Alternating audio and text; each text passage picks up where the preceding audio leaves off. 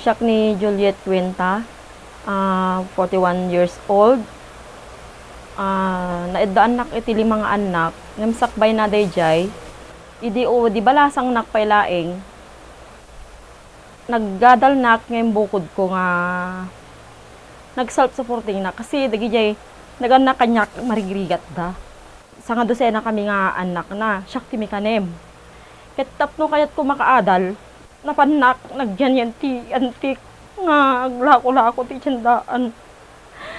Ket di pa nang katarato sumang peta ka pa nagbasa. Agdiretsyon ak ti nga aglako. Tada malim.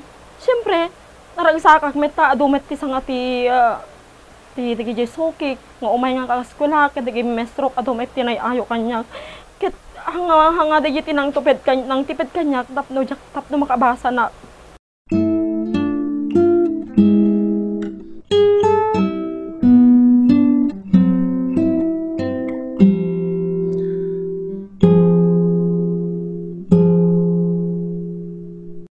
Idi agbasbasa nak adda tinubyo kon may nga soldado.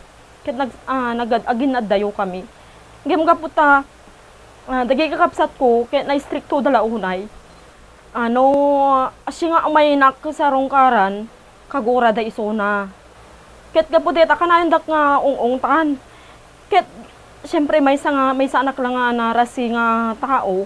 Ket gapudejay naalukoy na kanila kay kung nga si Mort kanya na, nagtaray kami garod.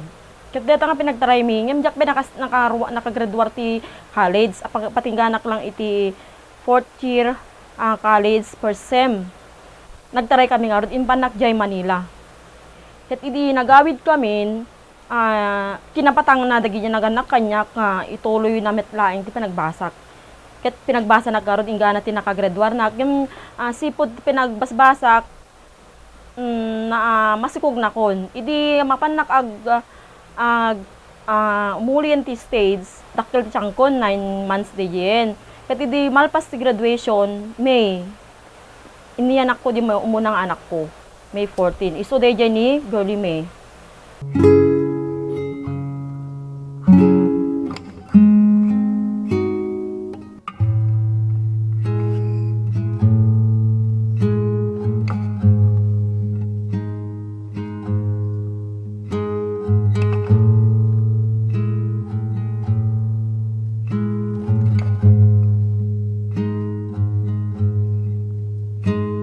Ket bayat DJ nga padpadakkel ko di anak ko, adayon nila kay ko kanyak. So nga bukbukod ko ti nga rigat tinang padpadakkel DJ ang anak ko. Ket adama dagi kanito nga di ka magkina katunusan ken di katugangak. So DJ mapang kami to managawid na tuman di biganen.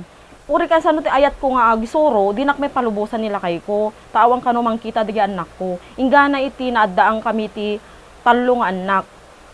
No kasi nga awan nila kay ko ilibas ko ti panag-apply. Takayat ko nga rod may nga tulungan. Ngem syempre no awan ti manghiduron kanyam nga apply nga makabihog di trabaho. Haanak ka hanak nga no amin no adda isunan awanin jak nga rumrumwaren. Sila ko jak para pakpakita kanya na nga jak agbirbirok ti trabaho.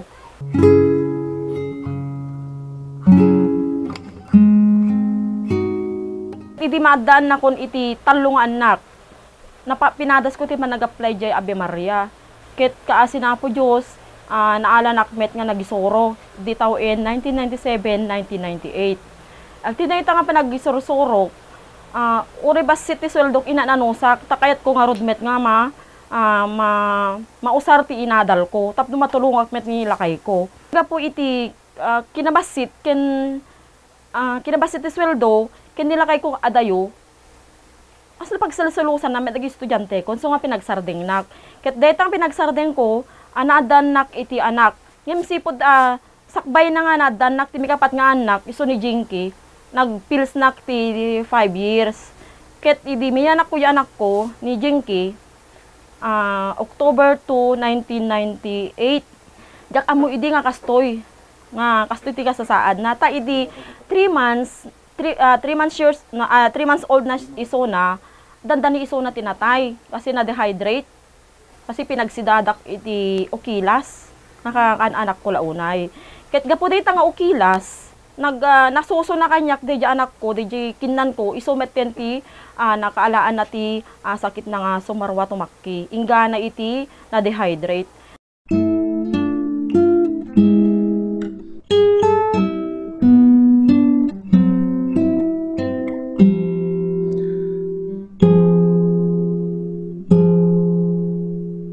Ti amok kami idi matayan di anak ko. Ta idipan ko yun di may sang ospital, bagada nga awanin, pitik lang basit la ti pitik ti pusonan ko nana. Ngem nga po ti ina, kayat ko ngagbiag ti anak ko, in pamuspusak nga intarain panti sa bali nga ospital. Ket dayta nga ospital iso na ti nang pabiyag ta ito anak ko. Insigida na nga sinaksakan ti dextrose, inarabid na amin nga pamuspusan, tapno may subli ti biyag na dito anak ko. Ket kaasin na po Diyos, nagbiag na ito yung ubing. Dito nga pinagdakkel na, manipod iti 3 months hanggang 5 months, nakita ak iso na ti sabsabali nga galad. Do kapatang dagiti karubak, dagiti mga aywang kanya, naslaawan reaksyon na. Han nakapulos kitain, han nakapulos nga, paslaawan mangig mo nga timek na.